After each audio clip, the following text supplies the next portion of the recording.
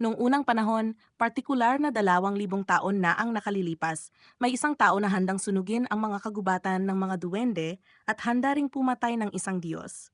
Sa ilalim ng taong ito, ang pinaka-brutal na mga gawain ay naging karaniwan lamang dahil nawala na ng saysay ang lahat ng pangangatwiran. Ang taong ito ay walang iba kundi ang malupit na hari ng demonyo, ang ninuno ng kaharian ng mga demonyo. Ayon sa mga ulat ng ahensya ng intelihensya na inilathala sa pahayagan 2,000 taon matapos nito, na siyang kasalukuyan, ang hari ng demonyo ay muling isisilang na may bagong pagkakakilanlan. Bukod pa rito, siya ay lalahok sa pagsusulit para sa pagpasok sa Akademya ng Hari ng Demonyo sa ilalim ng pagkakakilanlan na iyon. Ngayon ay isinasagawa ang pagsusulit para sa pagpasok sa Akademya ng Hari ng Demonyo upang kumuha ng mga magagaling na mag-aaral para sa bansa at upang tukuyin din ang individual na may dugong muling isinilang na Hari ng Demonyo upang mamana ang trono na 2,000 taon nang walang nakaupo. Ang mga tao ay naguunahang magparehistro para sa pagsusulit ng mas masigasig pa kaysa sa pagdalo sa isang pista. Isang dalaga na nagngangalang Misa ay patungo rin sa akademya nang siya ay aksidenteng nabangga at nabitawan ng isang sulat bago pa niya ito mapulot. Isang matangkad at makisig na lalaki ang maagap na pinulot ito para sa kanya. Ang lalaking ito na nagngangalang Onos ay papunta rin sa akademya, kaya nagkataong magkasama silang naglakad. Nagkataon din na parehong nag-aalala ang mga magulang nila para sa kanila, kaya sila ay masigasig na humiyaw ng suporta.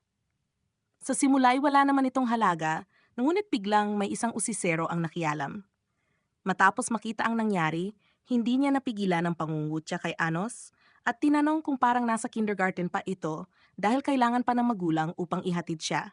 Hindi doon natapos dahil ang lalaking ito, na sobra ang tiwala sa sarili, ay nagpasya pang turuan ng leksyon si Anos sa harap ng isang dalaga. Gayunman bago pa siya makakilos ang apoy na lumitaw pa lamang sa kanyang mga daliri, ay agad pinawi ni Anos, gamit ang isang banayad na pagbuga na mas magaan pa sa balahibo. Pagkatapos ay basta na lamang winaksi ni Anos ang apoy na iyon bilang isang mahina at walang saysay na pusporo. Nang marinig ang nakainsultong mga salita, nagalit ang lalaki at nagpasya ng mariin na maghiganti, determinadong turuan si Anos ng leksyon sa pagkakataong ito. Ngunit si Anos ay abala na patungo sa pagsusulit sa pasukan at wala ng oras para patulan siya. Sa isang kumpas lamang ng kanyang kamay, agad na tinatakan ni Anos ang bibig ng lalaki kaya't hindi na ito makagalaw. Hindi na makapaghiganti, wala na siyang nagawa kundi malugmok sa kanyang galit habang si Anos ay naglakad palayo ng may tiwala. Sa loob, formal nang nagsimula ang pagsusulit sa pasukan ng akademya. Sa unang yugto, kailangang maglaban ang mga kalahok ng isa laban sa isa upang matukoy ang tunay na kampeon. Hindi malinaw kung dahil ba ito sa kapalaran o purong pagkakataon, ngunit ang unang kalaban ni Anos ay si Zed, ang parehong mayabang na binata na kanina lamang, ay lubang pinagkamalan ang sarili niyang kakayahan.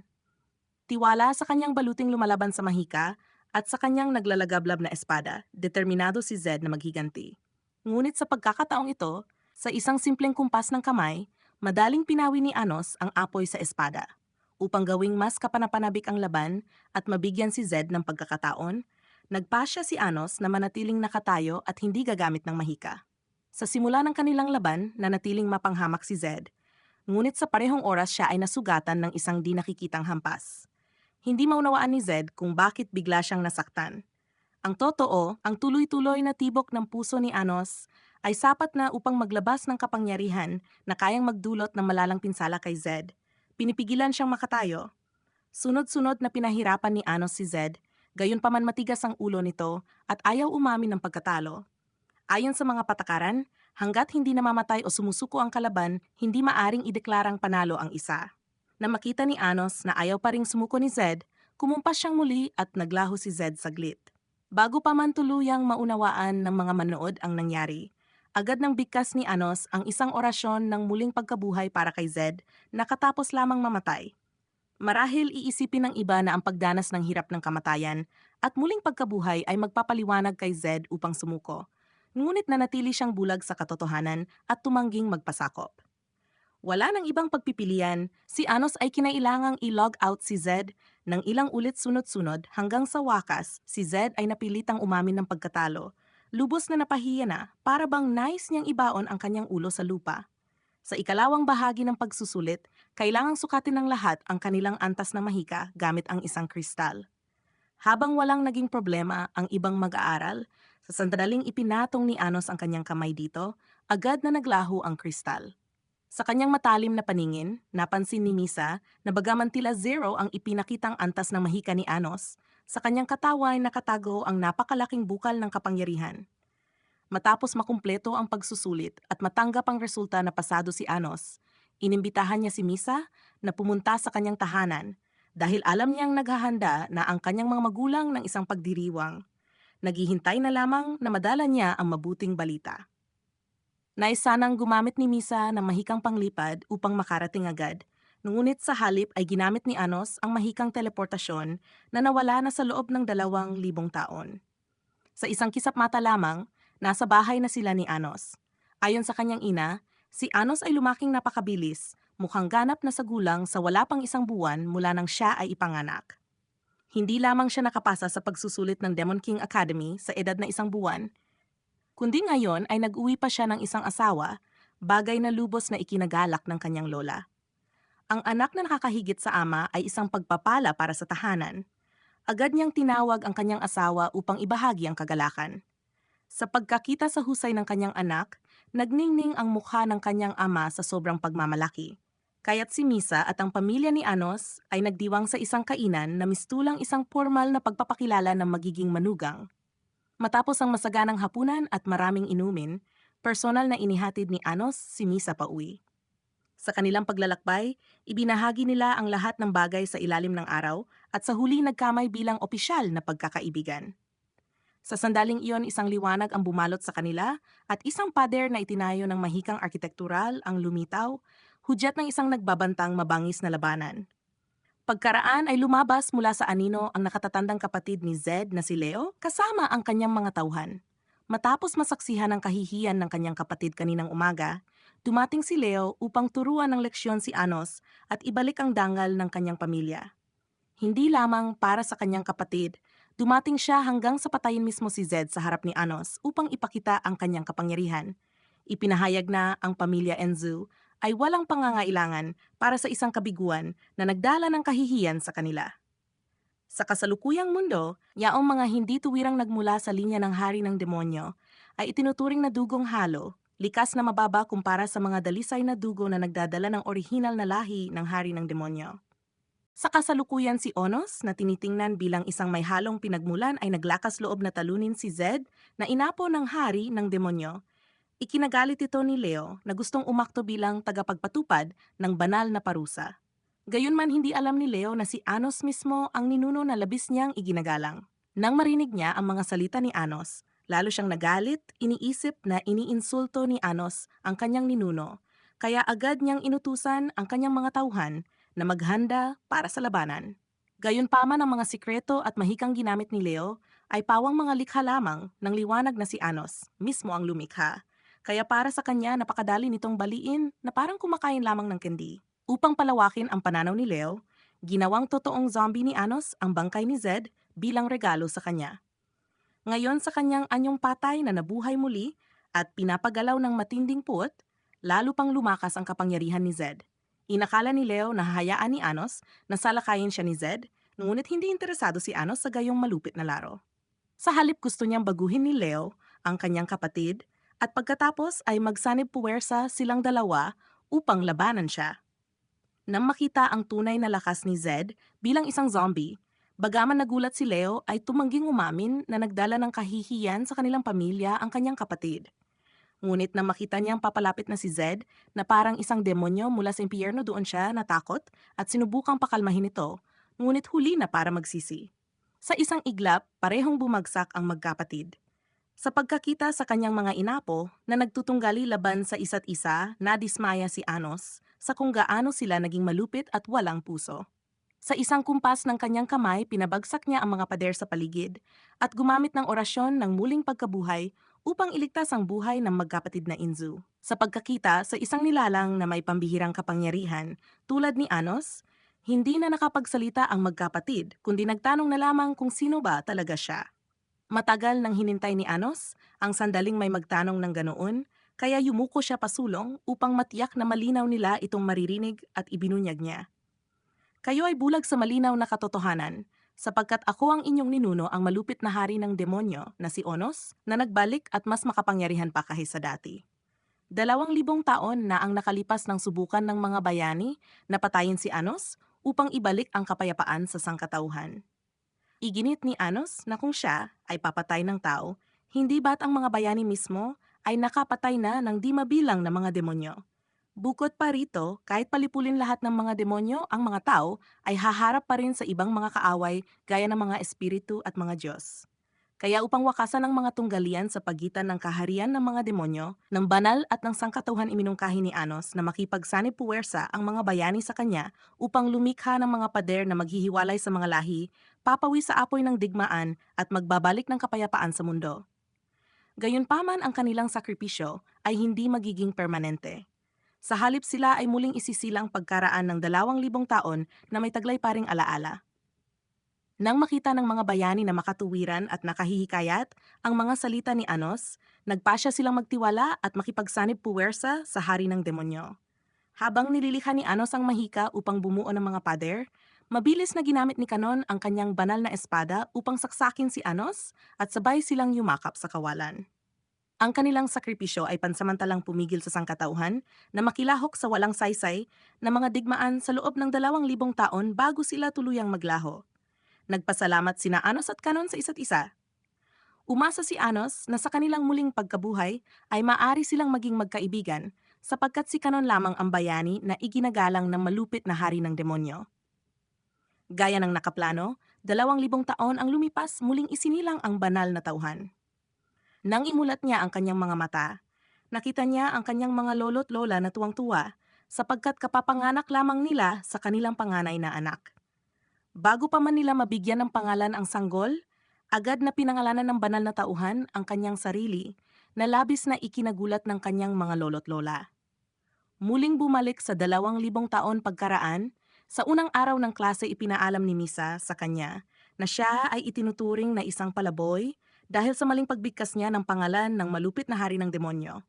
Matalinong ginamit ni Anos ang mahika upang basahin ang mga iniisip ni Masay, at natuklasan niya na ang kanyang dakilang pangalan ay aksidenteng nabago tungo sa Avos sa loob ng 2,000 taon na tunog ay labis na hindi akma. Isang pagkakamali na mag-angkin ng pinagmulan mula sa tunay na lahi ng hari ng demonyo, ngunit kahit ang pangalan ng kanilang ninuno ay maling naipasa. Bukod pa rito sa isang klase kung saan nagtalaga ang guro ng mga pinuno ng grupo para sa nalalapit na pagsusulit, voluntaryong nag-alok si Anos na maging pinunong grupo, ngunit agad siyang tinanggihan ng guro. Sa sitwasyong ito, ang mga estudyanteng nakasuot ng puting uniforme ay palaging hindi patas na tinatrato bilang mga dugong, halos samantalang ang mga nakasuot ng pulang uniforme ay itinuturing na dalisay na dugo at tinatrato ng makatarungan. Ayon sa mapanghusgang pananaw ng guro, ipinilit niya na ang isang dugong halo gaya ni Onos ay hindi kwalipikadong maging pinuno ng grupo, kaya't inalis niya ito. Iminungkahi ni Onos ang isang kasunduan sa kanya na kung mapapatunayan niyang mas mataas siya kaysa sa mga dalisay na dugo, kailangan niya itong tanggapin bilang pinuno ng grupo. Kung siya naman ay matalo kusang loob siyang alis sa akademya. Sa ilang simpleng pagbabago, matagumpay na nadodoble ni Anos ang kapangyarihan ng bilog ng labang mahika na matagal nang ipinagmamalaki ng mga guro. Bagaman labag sa kalooban ng guro na isakatuparan ang kasunduan at wala ng ibang pagpipilian kundi tanggapin siya bilang pinuno ng grupo. Matapos mapili ang mga pinuno ng grupo, tinawag ng guro ang bawat isa upang tumayo at ipakilala ang kanilang sarili. Ang pinuno ng Red Team ay buong kumpiyansang ipinakilala ang sarili bilang si Sasha Necron, isang inapo ng hari ng demonyo at kakambal ni Misay. Gayunpaman bagaman sila ay mula sa isang maharlikang lahi si Sasha, lamang ang itinuturing na dalisay na dugo habang si Misa ay itinuring na dugong halo. Nang dumating na ang oras ng pagpili mga koponan, karamihan sa mga estudyante ay lumapit kay Sasha at tanging si Misa lamang ang nanatili sa koponan ni Anos. Ngunit higit na mahalaga ang kalidad kaysa dami. Kahit 2 miyembro lamang ang mayroon kay Onos, tiyak niyang malalampasan nila ang lahat. Likas na arogante si Sasha kaya't hindi siya mapakali at nilapitan pa si Onos upang kutyain siya. Sinasabing si Miso ay isa lamang manikang naglalakad na walang mayaambag sa kanya at kung siya ay matalino, dapat siyang sumali sa kanyang koponan para sa mas mabuting pagtutulungan. Hindi pinayagan ni Anos ang gayong kawalang-galang, kaya agad siyang tumugugon upang ipagtanggol si Miss na nag-iwan kay Sasha ng pagkadismaya at wala nang naisagot. Sinubukan ni Sasha na gamitin ang kanyang mapanirang mata ng demonyo upang turuan ng leksyon si Anos, ngunit agad niyang pinagana ang mas makapangyarihang mata ng demonyo na lubos na nagpasupil sa kanya. Sa pagkakita sa kapangyarihang nagmumula sa mata ni Anos, kinilala niya ang kanyang lugar at puno ng galit at pagkatalo siya ay lumayo. Akala ng lahat ay tuluyan ng kumalma ang sitwasyon, ngunit si Sasha na mas malagkit pa sa isang lintang gutom ay humarang muli sa kanilang daraanan at muling nagbigay ng hamon. Kung mananalo si Sasha sa pagsusulit ng koponan si Anos, ay kailangang sumali sa kanyang grupo at sumunod ng walang kondisyon. Kapalit nito, kung siya ang matalo siya mismo, ay kusang magiging alipin sa grupo ni Anos. Si Anos na kailanman ay hindi umaatras sa ganitong hamon ay agad na pumayag sa kasunduan. Dumating ang araw ng pagsusulit sa pagitan ng mga koponan. Kinailangan ng parehong grupo na magtayo ng mga kuta at gumamit ng mga bilog ng mahika upang protektahan ang kani-kanilang ari-arian. Alam ni Anos na bihasa si Misa sa mahikang pangkonstruksyon kaya't hindi siya nag-atubiling iatas sa kanya ang pagtatayo ng kuta habang siya ang bahala sa lahat ng iba pa. Sa kabilang panig si Misa at ang kanyang mga kasamahan ay naghahanda ring umatake. Habang sinisimulan nila ang kanilang kuta gayunman bago pa matapos ang pundasyon, agad na nag-teleport sa harapan nila si Anos ikinagulat ng lahat. Lalo pang pinakaba ni Anos ang kalabang grupo nang sabihing naririnig niya ang buong estratehiya nila, kaya't nag-mech ang mga ito. Upang payapain ang kanyang grupo, iginiit ni Sasha na sa kabila ng kakayahan ni Anos, hindi siya maaaring lumaban ng epektibo ng mag-isa. Gayunman mabilis na pinabulaanan ni Anos ang kanyang sinabi sa pamamagitan ng pag-angat sa buong kuta ng kalaban ng mag-isa at pinaliktad pa ito para gawing mas kawili-wili bago tuluyang sipain ang buong estruktura ng ilang metro palayo. Ayaw tanggapin ang pagkatalo iniutos ni Sasha sa kanyang grupo na ihanda ang kanilang mga kanyon para sa kontra-atake. Gayunpaman, sa pamamagitan lamang ng isang maliit na apoy sa kanyang kamay, kayang-kaya ni Anos na wasakin ang kanilang $1,000,000 na kagamitang pandigma at ang kanyang bolang apoy ay dumiretso sa koponan ni Sasha na tuluyang nagwasak sa kanilang kuta. Malinaw na ang resulta gaya ng liwanag ng araw at si Sasha ay labis na nainis sa kanyang nakahihiyang pagkatalo, lalo na matapos marinig si Anos na nagsabing pinakamababang antas lamang ng mahika ang ginamit niya laban sa kanila na lalo pang nagpasiklab ng kanyang galit. Sa kabila ng kanyang pag-aatubili, wala nang pagpipilian si Sasha, kundi tanggapin ang kanyang kapalaran bilang lingkod ni Anos. Nakita ni Misa ang kanyang kapatid na sugatan, kaya't mabilis siyang lumapit kay Sasha ng may pag-aalala. Si Sasha ay hindi na nagpakita ng dating paghamak sa kanyang kapatid at tila nagsisimula ng bumuti ang kanilang ugnayan bilang magkapatid. Nang gabing iyon nang magdala si Anos ng isa pang asawa sa kanilang bahay, tuwang-tuwa ang kanyang mga magulang na tila nakahukay sila ng ginto. Ang posibilidad na may dalawang asawa ay bagay na hindi man lamang maisip ng kanyang ama kahit na may pera siya. Pagkatapos ng hapunan personal na inihatid ni Anos, ang dalawang magkapatid pauwi. Habang naglalakad at nakikitang magkahawak kamay nang masinsinan ang dalawa, naging mausisa si Anos.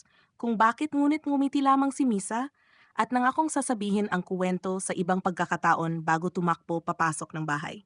Naiwan si Anos kasama si Sasha na tinawag siyang muli upang ipahayag ang kanyang pasasalamat.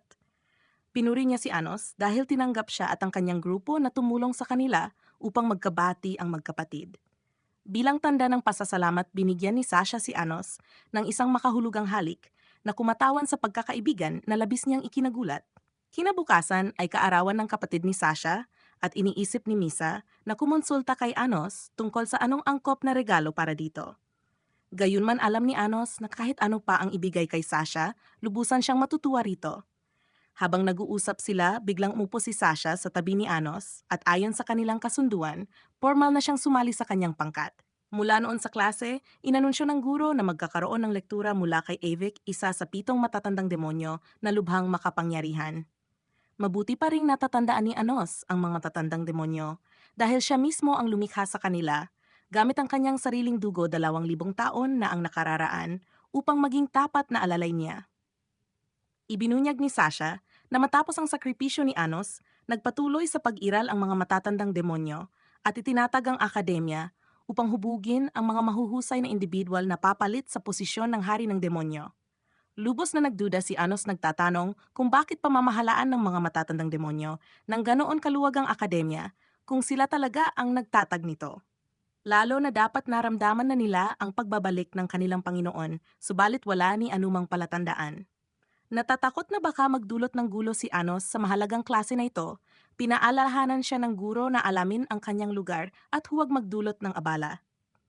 Gaya ng nakagawian, binaliwala lamang ni Anos ang kanyang mga salita na tila hangin lamang na dumadaan sa kanyang mga tainga. Nang pumasok si Evic at itinaas ang kanyang 5 daliri, parehong nagulat ang guro at mga estudyante. Hindi pinansin ni Anos ang makahulugan mga tingin ng lahat sa paligid at tinanong kay Evic kung kilala ba siya nito. Sa kasamaang palad, ang alaala ng matandang demonyong ito ay nabura 2,000 taon na ang nakararaan, kaya't wala siyang pagkakakilanlan kay Anos. Alam ni Anos na hindi maaring madaliin ang sitwasyon, kaya't sinabi niya sa guro na simulan ang aralin at makikipag-usap na lamang siya kay Evic sa ibang pagkakataon. Nakita ng guro ang kanyang ginawa at dali-daling humingi ng paumanhin sa matandang demonyo at nangakong palalayasin agad si Anos mula sa akademya. Sa gulat ng lahat, hindi pinanagot ni Evic si Anos bagkus ipinagpatuloy lamang niya ang lektura. Pagkatapos ng klase, nagkaroon sila ng pribadong pag-uusap at ayon kay Evic, kasalukuyan niyang natatandaan ang kanyang Panginoon bilang si Avos. Tila si Avos talaga ang umiral at siya ang nagbura ng mga alaala ng matatandang demonyo at nagpakalat ng kasinungalingan tungkol sa haring demonyo sa isang sabuatan upang lubusang maagaw ang sentro ng pansin. Sa kasalukuyan, inaamin ni Onos na siya ang malupit na hari ng demonyo, ngunit hindi niya kayang patunayan ang kanyang pagkakakilalan. Kaya't parehong siya at si Evic ay kinakailangang higit pang imbestigahan ang bagay na ito. Ngayon ang grupo ay may hamon sa dungeon kung saan ang mga pulang koponan at puting koponan ay kailangang pumasok sa isang labirinto sa kastilyo ng hari ng demonyo upang makahanap ng iba't ibang kayamanan. Ang koponan na makakakuha ng mas mahalagang mga bagay ay siyempre ang mananalo at maaari ring mapanatili ang isang bagay na kanilang napili. Habang nagsisimula ang paligsahan, nagmamadaling pumasok ang lahat sa maze, maliban kay Anos na nanatiling kalmado at maayos. Nang makita siyang nag-aalala, tahimik na tinanong ni Anos si Sasha kung sapat na bang makuha lamang ang setro mula sa dungeon upang talunin ang pagkolekta ng maraming ibang mga bagay. Tumango si Sasha bilang pagsang-ayon, ngunit itinuro niya na ang dungeon ay hindi madaling pasukin sapagkat kahit ang mga guro sa akademya ay hindi pa nakararating dito. Alam ni Anos ang bawat liko at sulok ng sarili niyang maze, kaya tiwala siyang pinangunahan ng grupo patungo sa dungeon. Nang hindi nakatagpo ng anumang halimaw, madali nilang narating ang pinakamalalim na bahagi ng dungeon at nakuha ang setro. Nang makita ang setro agad, na ipinakita ni Sasha ang kanyang karaniwang lubos na pagkabighani. Si Anos at Misa na walang interes sa setro ay pumasok sa isang silid na kumikislap sa ginintuang liwanag na nagmumula sa iba't ibang kayamanan.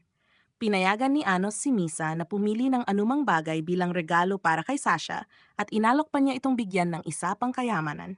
Habang alam niyang bukas ay kaarawan ni Misa, pinili nitong huwag kumuha ng anuman para sa sarili at pumili ng Phoenix Fire Cloak para kay Sasha. Agad namang nahulog ang loob ni Sasha sa balabal at nangakong ingatan ito. Habang pansamantalang umalis si Sasha upang isukat ang balabal sa ibang silid, nagpasalamat si Misa kay Anos sa pagtulong sa kanya na makapagbigay ng perpektong regalo kay Sasha. Ngunit nang bumalik si Anos sa silid, nadatnan niyang nakahandusay si Misa na walang malay na may nakatarak na kutsilyo sa kanyang dibdib. Sa sandaling iyon, ibinunyag ni Sasha ang kanyang tunay na kulay. Inamin niyang lahat ng kanyang ginawa ay panlilin lang lamang. Ginamit lang niya ang damdamin ni Misa at ni Anos upang manalo sa hamon at makuha ang setro. Ngayon na si Misa ay malubhang nasugatan at nangangailangan ng agarang gamutan, pinilit ni Sasha si Anos na iligtas siya. Binabalaan siyang kung hindi baka mga labi na lamang ng kanyang kasama ang makolekta niya. Matapos sabihin ito, mabilis na binali ni Sasha ang kanilang kasunduan at nagtangkang tumakas. Gayunman, inasahan na ni Anos ang kanyang galaw. Mabilis niyang nahuli si Sasha sa binti at hinila pabalik. Sa parehong oras, lumabas si Sasha mula sa silid na walang galos. Matagal nang may hinala si Anos sa kanyang mga intensyon mula pa noong nakita niya ang kislap ng kasabikan sa kanyang mga mata nang ibigay sa kanya ang balabal. Nang makita niyang nakahandusay si Misa kanina pa lamang, nahilom na niya ito. Ang lahat ng naganap ay isang ilusyon lamang na ginawa niya. Isang paalala na huwag kalimutan na siya ang pinagmulan na hari ng demonyo at hindi siya matatalo ng mumunting panlilinlang. Sa kabila ng paulit-ulit na pagmamalupit ng kanyang kapatid, hindi nagtanim ng galit si Misa. Patuloy siyang nakiusap kay Anos na patawarin si Sasha.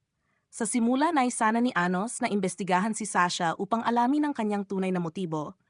Ngunit sa mga taos pusong pakiusap ni Misa, nagpasya siya magpakita ng awa sa pagkataong ito. Pinakawalan niya si Sasha, ngunit patuloy pa rin itong iniinsulto si Misa. At pagkatapos ay tumakas na dala ang setro ng hindi lumilingon. Marahil ay nakakaramdam na siya ngayon ng matinding kahihiyan sa harap ng mapatawad na kalikasan ng kanyang kapatid. Ngunit dahil sa kanyang katigasan ng ulo, ay ayaw niyang aminin ang kanyang mga pagkakamali. Naiwan mag-isa kasama si Anos, nagpasya si Misa na ibahagi sa kanya ang dahilan kung bakit patuloy niyang ipinagtatanggol ang kanyang malupit na kapatid. Ito ang kanyang lihim, ngunit dahil nagtitiwala siya kay Anos bilang isang kaibigan na nagpakita ng walang hanggang katapatan, pinili niyang ipahayag ito. Ibinunyag niya na sa kanyang kaarawan na bukas na, tuluyan na siyang mawawala sa mundo. Dahil mula pa sa simula, hindi kailanman tunay na umiral si Misa. Sa mismong araw ng kanyang kapanganakan, siya ay hiniwalay mula sa kaluluwa ni Sasha ni Evic gamit ang isang fusion spell. Tila nais nitong gamitin ang esensya ng dalawa upang lumikha ng isa sa pinakakamakapangyarihang demonyo kailanman. Itinakda ng kapalaran na si Sasha ang mananatili habang si Misa ang nakatakdang maglaho. Sa nakalipas na 15 taon palagi niyang hinangad na lumikha ng magagandang alaala para sa kanyang sarili. Gayunman bilang isang hindi umiiral walang sinumang demonyo ang nakipag-usap sa kanya. Tanging si Anos lamang ang handang makipag-usap at sumang-ayon na maging kaibigan niya. Lubos siyang nagpapasalamat at pinahalagahan ang pagkakaibigang ito. Nang marinig ni Anos ang kanyang pagtanggap at pagsuko sa kanyang kapalaran, nakaramdam siya ng pait at bigla siyang niyakap ng mahigpit. Upang bumawi kay Misa, ipinangako niyang tutuparin ang isa pa niyang hiling. Para kay Misa, sapat na muling magkasundo sila ng kanyang kapatid na si Sasha bago siya mawala. Agad silang tumakbo upang habulin si Sasha na papalabas na ng kastilyo. Harap-harapang nakatayo sa kanyang pabago-bagong kapatid, nais malaman ni Misa ang katotohanan kung talagang kinamuhian siya nito gaya ng lagi nitong ipinapakita. Hindi agad tinugunan ni Sasha ang tanong ni Misa. Sa halip sa kanyang mapanuksong ugali ay humiling siya ng maliit na kasunduan, muling nagnanais na makipagpusta kay Anos. Ang kailangan lamang gawin ay buhayin ang isa sa 2 bilog ng mahika na kanyang nilikha at tiyak na siya ang magwawagi. Pagkaraan ng ilang dramatikong galaw ng sayaw, nabuo ang 2 bilog na mahika. Sinabi ni Sasha na sapat na buhayin ang isa. Sa nakikitang kalakaran, agad na naunawaan ni Anos na walang tunay na pusta dito. Mula pa sa simula ay nais na ibigay ni Sasha ang tagumpay na ito sa kanya. Lumapit si Anos at banayad na pinagana ang mahika gamit ang isang orasyon at hindi mapigilan ni Sasha ang kanyang tuwa. Dumating na ang oras upang sagutin ang tanong ni Misa kung talagang kinamumuhian siya nito. Magkasamang nakatayo sa loob ng bilog ng mahika, sa wakas ay nagawa ni Sasha na harapin ang katotohanan sa kanyang puso. Sa katunayan, palagi siyang naging masakitin sa pananalita, ngunit minahal niya ng malalim ang kanyang nakababatang kapatid. Ipinanganak na may mapanirang matang demonyo, nang walang sinumang naglakas loob na humarap sa kanya, si Misa lamang ang walang takot na palaging nakangiti at laging nasa kanyang tabi. Dahil kay Misa nagawa niyang lumabas sa labas. Ngunit bilang isang hindi umiiral si Misa, ay laging nag-iisa. Maging ang kanilang pamilya ay hindi pinayagang makipaglaro siya sa kanyang kapatid. Hindi matanggap ang posibilidad ng pagkawala ng kanyang kapatid, nagsikap si Sasha na matutunan ang mahika upang makahanap ng solusyon sa problemang ito. Pagkaraan ng maraming taon ng pakikibaka natagpuan na rin niya ang paraan at nagpasyang ibigay ang natitira niyang buhay sa kanyang kapatid. Ang Origin Fusion Circle ang magpapahintulot dito. Gayunman, ang tanging paraan upang may sakatuparan nito ay para talikuran ni Misa ang kanyang kapatid. Ito rin ang dahilan kung bakit palagi siyang gumagawa ng paraan upang kamuhian siya ni Misa. Sa kanyang kapangyarihang mahika, hindi niya magawang buhayin ang 2 bilog na Jessie at Itim. Ngayon na tinulungan siya ni Anos na buhayin si Jesse, kinakailangan na niyang simulan ng orasyon. Ipinagpatuloy ni Sasha ang kanyang matitinding salita ng pagkamuhi kay Misa upang tiyakin na tunay siyang kamuhian nito. Gayunman nang magsimula ang orasyon, agad itong nabigo dahil hindi pa rin itinakwil ni Misa ang kanyang kapatid. Hindi maunawaan ni Misa kung bakit kailangang magsinungaling ni Sasha, ngunit habang buhay niya itong kikilalanin bilang isang kahangahangang kapatid. Ganap na nabigo ang plano at napayak si Sasha na nagmamakaawa kay Anos na iligtas ang kanyang kapatid na matuwid. Nahaharap sa pagpili sa pagitan ng dalawa, malamig na idineklara ni Anos na ililigtas niya ang magkapatid. Ang kanyang plano ay pinangalanang Reverse Time Defy Fate. Sa pamamagitan ng pagbabalik sa kanilang dalawa sa nakalipas na 15 taon at pagsasanib ng kanilang kasalukuyang pinagmulan sa pinagmulan noong sila ay isinilang, tiyak na lilikhain nito ang dalawang hiwalay na nilalang. Nangangahulugan ito na wala ni isa sa kanila ang haharap sa kapalarang maglaho.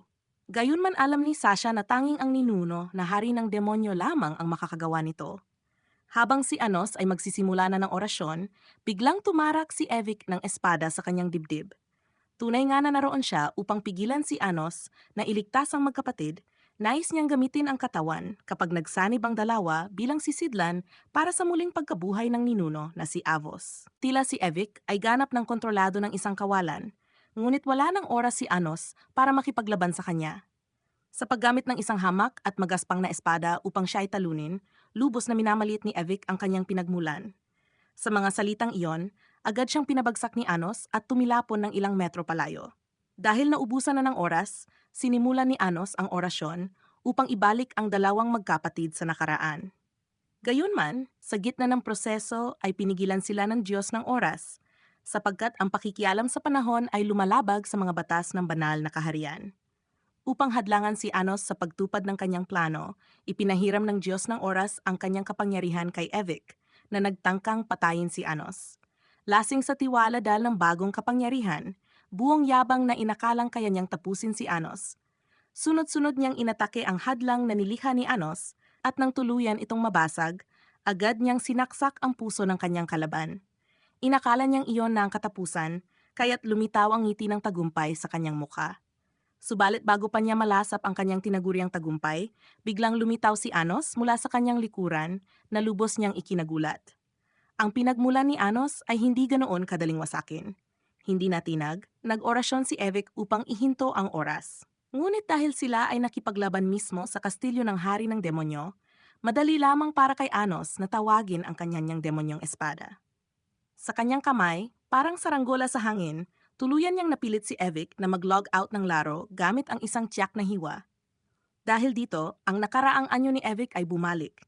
Lumabas na ang pinagmulan ni Evik ay naisama sa mga pinagmulan ng mga alagad ni Avos at ngayon na iyon ay naglaho, bumalik ang dating alagad upang muling maglingkod kay Anos gaya ng dati. Malamang na habang pinipilit ni Avos si Evik, ang iba pang 6 na matatandang demonyo ay kontrolado rin. Inutusan ni Anos si Evik na palihim na imbestigahan ang anumang suliranin sa 6 na natitira at hayaan siyang personal na humarap dito. Sa nakaraan, matagumpay ding naisama ni Misa at Sasha ang kanilang mga pinagmulan. Salamat sa panghimasok ng kanilang ninuno. Natapos ang kanilang alitan at wala ni isa ang kailangang magsakripisyo pa. Sa kabutihang palad, sila ay naging ganap na magkaibang nilalang, hindi na umaasa sa isa't isa. Lubos silang nagpapasalamat kay Anos. Matapos maayos ang lahat, mabilis nilang kinuha ang kanilang mga tungkod at nakamit ang pinakamataas na puntos. Nang makarating sila sa ibabaw, sumabay yon sa pagsilang ng bagong araw. Hinarap sila ni Anos at binati ng isang masayang kaarawan, hinimok silang lumaki ng mabilis. Habang si Sasha ay nakatanggap na ng kanyang regalo, wala pa si Misa. Bagaman ayaw niyang humiling ng anuman sa loob ng kastilyo, naisip ni Anos na ang singsing na yelong gawa sa dahon ng lotos ay bagay na bagay sa kanya. Taos pusong nagpasalamat si Misa kay Anos para sa kanyang mahalagang regalo at sa lahat na naganap, labis ang kanyang pasasalamat dahil sa kanya, maaari na silang magkasamang ngumiti ng kanyang kapatid. 2,000 taon na ang nakalipas, isang labanan ang naganap sa kagubatan sa pagitan ng lahing demonyo at ng dakilang espiritu. Sa panahong iyon, ang pangunahing alagad ni Anos, gamit ang kanyang natatanging galing sa espada, ay madaling napasuko ang dakilang espiritu, Pinatunayan ang kanyang sarili bilang walang kapantay na kakanang kamay na kailanman ay hindi nabigo. Tinanong ni Anos si Shin kung may nais ba itong gantimpala at ipinangako niyang tutuparin ito. Hiningi ni Shin na siya ay muling isilang kahit wala siyang sapat na pinagmulan upang mapanatili ang kanyang alaala at may posibilidad na muling magsimula sa kanyang pagsasanay sa espada mula sa simula. Iginiit niyang siya ay muling isilang kasabay ni Anos sapagkat hindi niya kayang mabuhay sa mundong wala ang hari ng demonyo. Dahil sa kanyang maring pagpapasya, pumayag si Anos sa kanyang kahilingan. Pagbalik sa kasalukuyan, pagpasok pa lamang ng guro sa silid-aralan, agad siyang nag-anunsyo ng dalawang balita, kapwa hindi kanais-nais. Ang una, may bagong mag-aaral na lipat sa kanilang klase. Hindi man malaking bagay, idinagdag ng guro na nararapat silang magpakita ng paggalang sapagkat ang bagong mag-aaral ay kabilang sa pamilya maharlika at taglay ang pinakamataas na kasanayan sa espada ng lungsod. Ang ikalawa ay higit na masama. Inanunsyo ng guro na ang setro ay ninakaw bago pa man ito masuri. Dahil dito, pansamantala niyang iginawad sa grupo ang 70% ng pinakamataas na puntos hanggang sa ito ay mabawi. Dahil dito, labis na nainis si Sasha, iginigit na hindi makatarungang mawalan sila ng puntos dahil lamang sa kapabayaan ng paaralan na bantayan ng setro. Sa kabilang panig, isa pang dalaga ang tumindig upang hilingin ng hustisya para sa kanilang grupo. Subalit nanatiling matatag ang guro at ilang mangmang na estudyante ang nagsimulang mangutya, ipinahihiwatig na maaring ninakaw ng grupo ni Sasha ang setro upang pagtakpan ang isang huwad. Walang tinag sa mga maling paratang, mahinahong lumapit si Anos sa nangungutyang bata at inilabas mula sa kanya ang setro, batid ang buong katotohanan at naghihintay na makita kung hanggang saan paabot ang kanilang paninirang puri. Pagkatapos ng klase, agad siyang nilapitan ng dalagang nagngangalang Milan at ipinakilala ang sarili bilang kasapi ng Unification Party. Ang Unification Party na pinamumunuan ng matatandang demonyo na si Bolen ay pinaninindigan ang prinsipyong walang diskriminasyon, pantay na turing sa dalisay at halong dugo. Naniniwala silang siya ang malupit na pinagmulan na hari ng demonyo. Di nagtagal, inimbitahan ni Milan ang grupo upang bumisita sa punong tanggapan ng Unification Party, isang lugar na tanyag din sa mga tapat na tagahanga ni Anos. Ang simpleng pakikihalubilo sa kanya ay sapat na upang ikalugod ng mga dalaga. Bukod sa kanilang walang hanggang paghanga kay Anos, masigasig na nagtrabaho ang lahat doon, naniniwalang sa pamamagitan ng pagsisikap, maaring maging tunay na magkaibigan at magkasamang umunlad ang dalisay at halong dugo. Kinabukasan, nagsagawa sila ng pagsasanay kasama ang isang matandang demonyo, na hinamon silang bunutin ang mga espada na nakabaon sa ilalim ng lupa. Ang unang dalawang magtatagumpay ay makakakuha ng puwesto sa kursong pagtuturo ng espada ng matandang iyon mismo.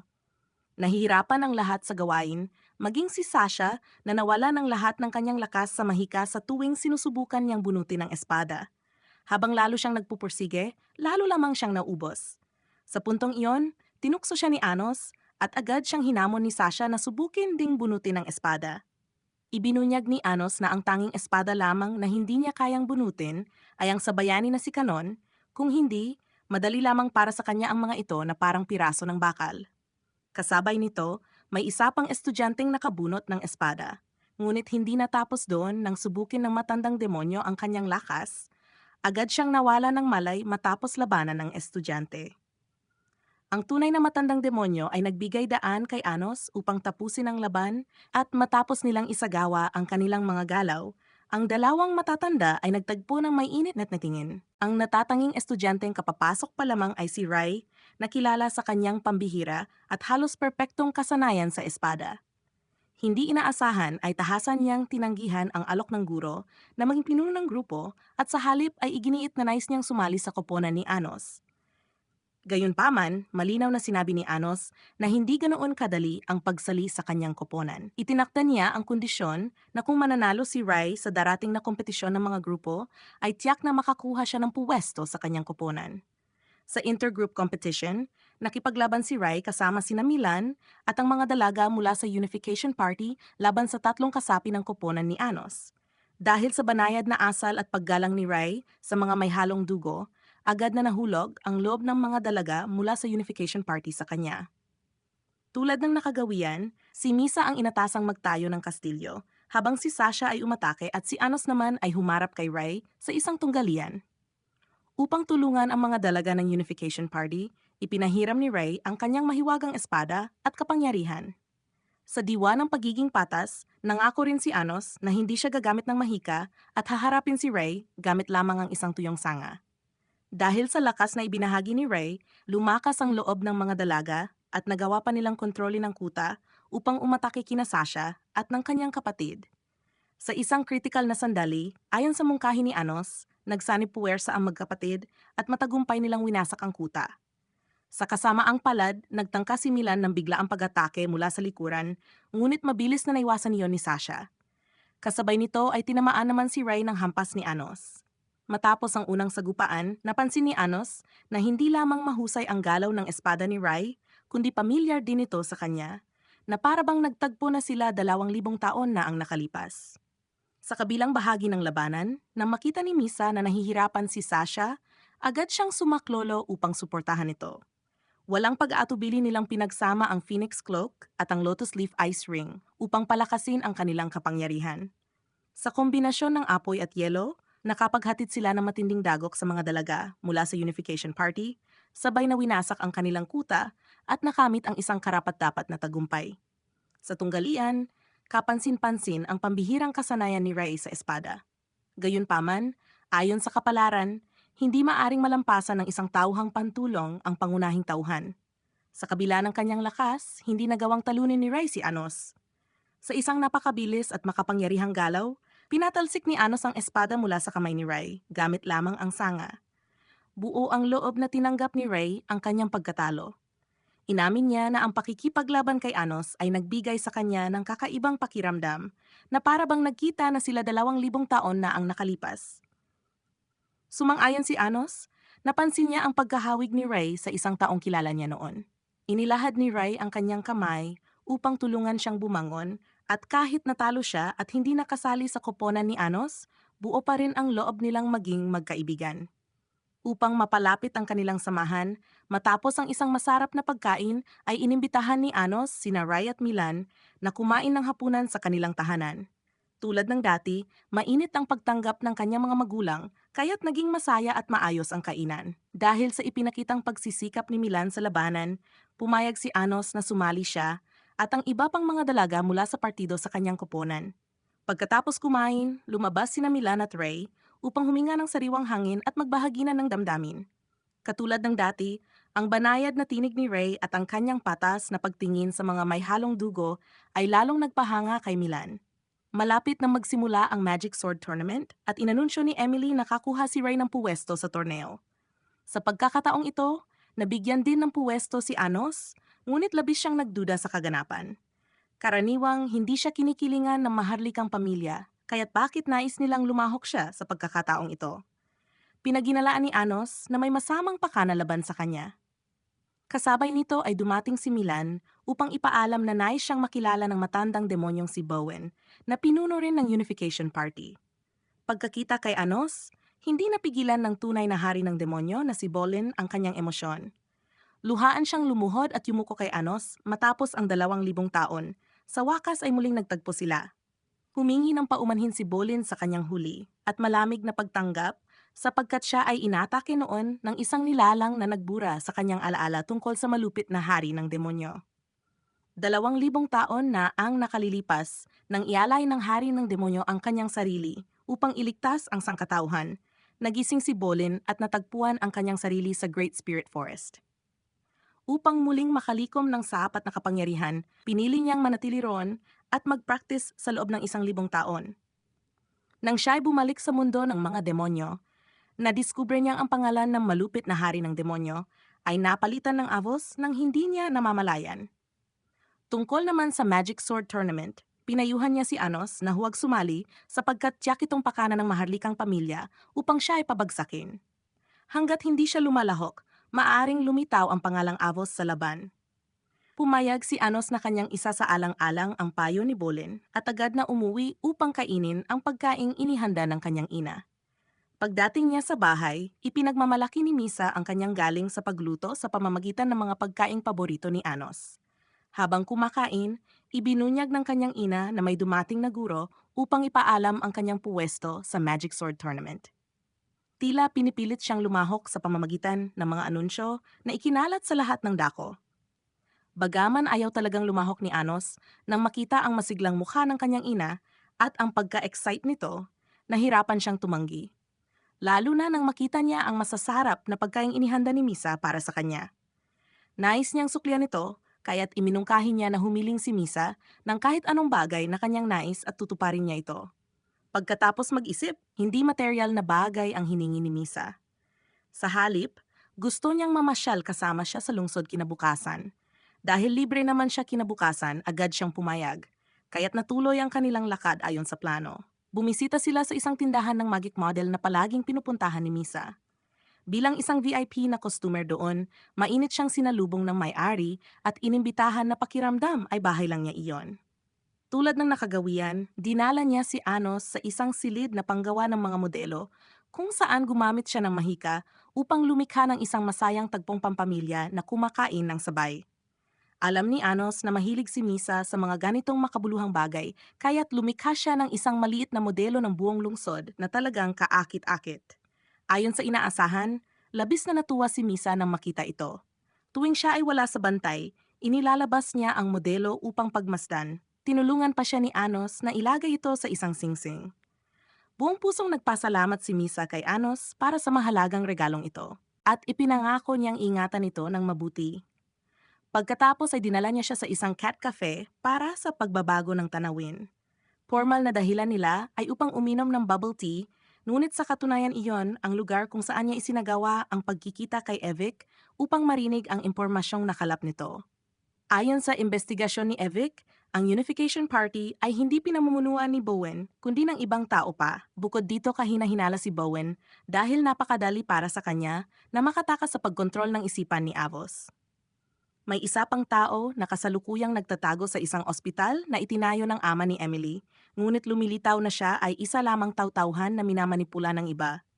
Hiniling ni Anos kay Evic na lalo pang siya sa atin si Bowen at ang Magic Sword Tournament habang siya mismo ang tututok sa mahiwagang ospital. Pagkatapos nito sila ni Misa ay nagtungo sa ospital upang magsaliksik, ngunit tila wala namang nakakabahalang bagay doon.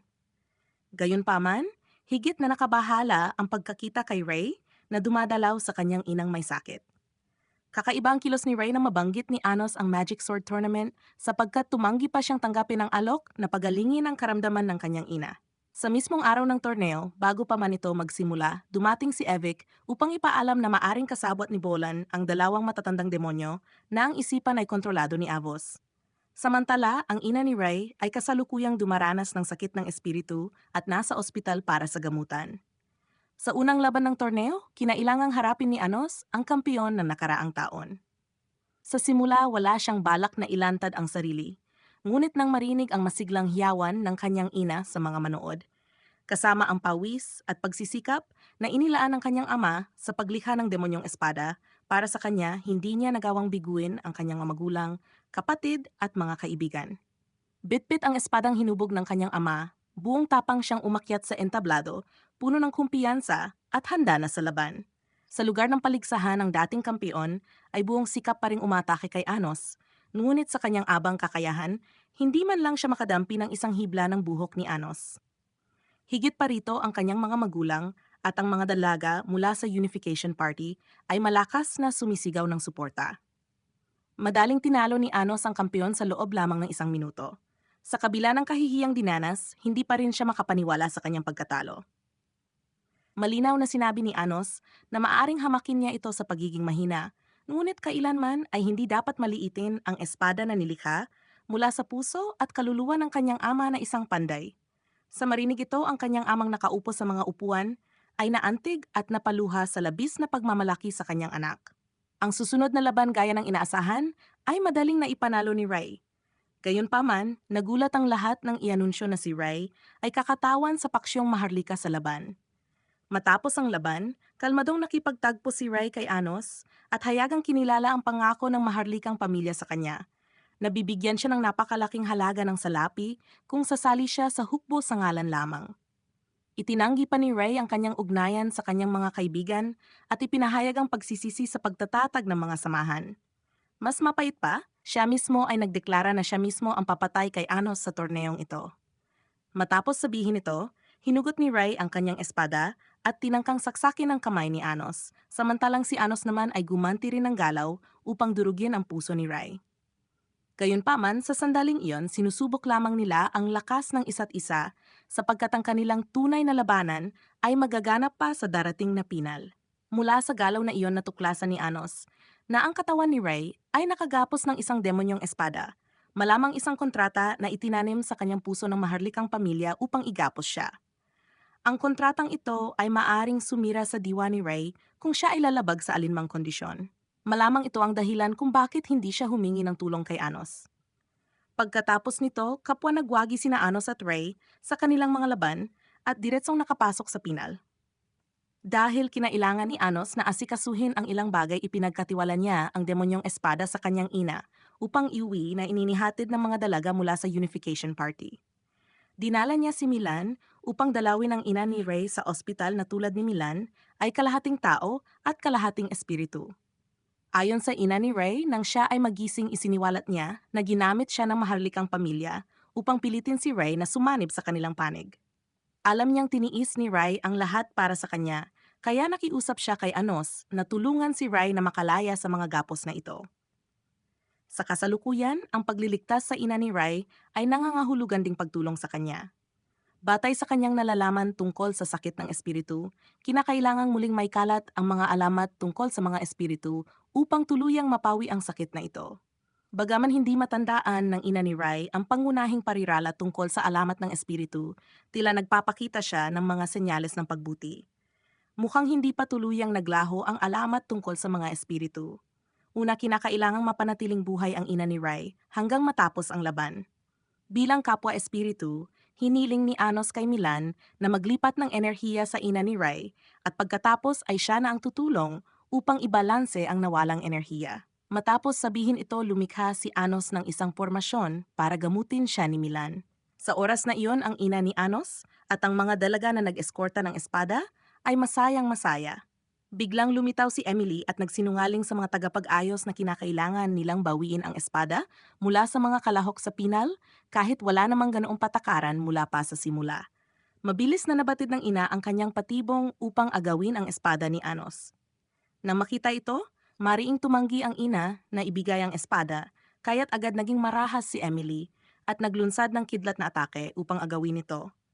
Galit na galit siya dahil ang kanyang kapatid ng piyon sa espada ng nakaraang taon ay madaling napahiya ni Anos.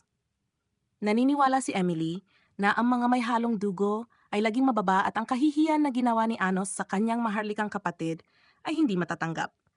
Dahil kulang sa kapangyarihan upang manalo, bumaba siya sa kasuklam-suklam na panlilinlang upang nakawin ang espada ng dalisay na dugo. Ngunit hindi ito naging mabisa. Tinamaan ng konsensya, lalo pang naging desperado si Emily at sa galit at kahihiyan ginamit niya ang lahat ng kanyang lakas upang atakihin ang aming panig. Bagaman buong lakas na ipinagtanggol ng mga dalaga ang ina ni Anos, masyadong malakas ang kapangyarihan ni Emily kumpara sa kanila. Bumagsak ang mga dalaga sa lugar, ngunit hindi sila sumuko. Ginamit nila ang huling lakas upang bumangon at umawit ng papuri sa malupit na hari ng demonyong si Anos. Naniniwala rin sila na darating ang araw na mananaig ang kabutihan laban sa kasamaan at mawawala ang diskriminasyon sa pagitan ng dalisay na dugo at may halong dugo, tanging pagkapantay-pantay lamang. Sa marinig ang mga salitang ito, si Emily na laging may paghamak sa mga may halong dugo ay nakaramdam ng matinding pagkainis at ibinuhos ang lahat ng kanyang lakas sa isang huling atake na tuluyang nagpabagsak sa aming mga dalaga. Matapos ang kanilang matapang na paglaban, nang balak na niyang tuluyang patahimikin ang ina ni Anos, biglang lumitaw ang isang agos na mahika. Kasabay nitong nabasag ang kanyang kidlat at biglang lumitaw si Anos. Buong tapang niya itong pinatahimik, saka gumamit ng mahika upang pagalingin ang ina at pagkatapos ay ginamit ang mahika upang buhayin muli ang dalaga ng unification party. Ang tubig mula sa ilog ay hindi lumalabag sa tubig ng balon, ngunit paulit-ulit siyang naghahasik ng gulo. Kaya, huwag niya akong sisihin kung naging malupit ako dahil matagal na akong nagtitimpi sa kanya. Dinala ko siya sa arena ng eskrima ng akademya at walang pag-alinlangan agad kong itinarak ang isang nakamamatay na kutsilyo sa kanya. Ngayon ay mayroon na lamang siyang 1 minuto upang mabuhay maliban na lamang kung aaminin niyang ako nga ang Demon Lord. Hanggat hindi niya nakikita ang kabaong hindi siya luluha, sa simula matigas ang kanyang ulo at tumatangging magmakaawa, ngunit nang mas malalim pang itinarak ang espada siya, ay natakot at desperadong nakiusap kay Anos na iligtas ang kanyang buhay, ngunit huli na walang pangalawang pagkakataon. Matatag na ipinadala siya ni Anos upang makipagkita sa hari ng impyerno, ngunit kaagad pagkatapos nito muling binuhay ni Anos si Emily sa isang altar, mabilis niya itong pinatay at muling binuhay upang patunayan na ang kanyang buhay ay habang-buhay na nasa kamay ng isang may halong dugo na tulad niya. At para kay Emily, ito ang pinakamapait na kahihiyan. Bukod pa rito, tanging ang may halong dugo lamang ang maaaring muling buhayin ang katotohanang siya ay namatay at nabuhay muli ay nagpapatunay na ang dugong dumadaloy sa kanya ay may halong pinagmulan. Para sa isang taong malalim ang pagkakapako ng diskriminasyon, tulad niya ito ay isang kahihiyang higit pa sa kamatayan. Naisip ni Emily na wakasan na lamang muli ang kanyang buhay, ngunit binigyan siya ni Anos ng sumpa na kahit ano pa ang kanyang gawin, ang mga sugat sa kanyang katawan ay kusa at agad na maghihilom. Para kay Anos, ang ipamuhay si Emily bilang may halong dugo sa natitirang bahagi ng kanyang buhay ay ang pinakaangkop na kaparusahan, isang sakit na higit pa sa kamatayan. Habang ginagamot ni Milan ang pasyente sa loob, aksidenteng dumaan si Rai at maling inakala niyang naisaktan ni Milan ang kanyang ina, kaya agad niyang tinutukan ng kutsilyo sa lieg si Milan. Ngunit nang mapagtanto niya ang mabuting hangarin ni Milan, siya ay labis na nagpasalamat gayunpaman upang hindi na siya maglaan pa ng mas maraming mahika, diretsahang pinatulog siya ni Rai. Batid ng ina ang lahat ng tiniis ni Rai, kaya umaasa siya na maililigtas ng anak ang kanyang sarili at magagawa ang ninanais ng kanyang puso. Subalit paano magagawang iwan ni Rai ang kanyang ina, marahil ang laban hanggang kamatayan laban kay Anos sa Pinal ay hindi na maiwasan. Sa Pinal na laban sina Rai at Anos ay binigyan ng mga pulseras sa pagsisimula ng kanilang tunggalian. Kapag lumaban si Anos ng buong lakas, sisisirin ng pulseras ang kanyang kapangyarihang mahika at kag nagnalo siya isang sumpa ang aaktibo sa loob nito na papatay sa kanya. Ang planong ito ay perpektong pumilit sa kanya na kusang matalo. Gayunpaman nagkamali sila ng isang hakbang dahil si Ray na ayaw pahirapan si Anos ay sinira ang kanyang kasunduan sa demonyong espada, kahit na maaaring ikamatay niya ito wala siyang pagsisisi. Pinayuhan siya ng kanyang ina na sundin ang kanyang puso at naunawaan niyang tama ito. Sa sandaling iyon, ayaw na ni Rai ng anumang tanikala, pinalaya mula sa banta ang tanging bagay na inaasam ni Rai ay ibuhos ang lahat sa laban kasama si Anos, na lubos na natuwa sa kanyang paninindigan.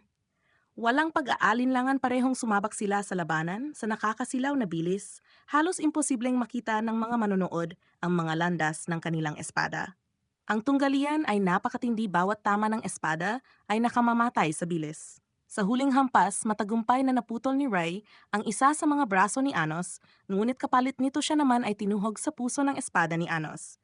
Kaagad pagkatapos ng laban, dinala si Anos ni Bolin sa isang ganap na bagong dimensyon. Si Bolin ang siyang nagtanim ng kasunduan ng Demon Sword kay Ray at sinamantala ang pagkataon ng sipsipin ng pulseras ang kapangyarihang mahika ni Anos sa oras na hindi pa naghihilom ang kanyang braso at wala ang tulong ni Ray, sinikap ni Bolin na siya ay puksain.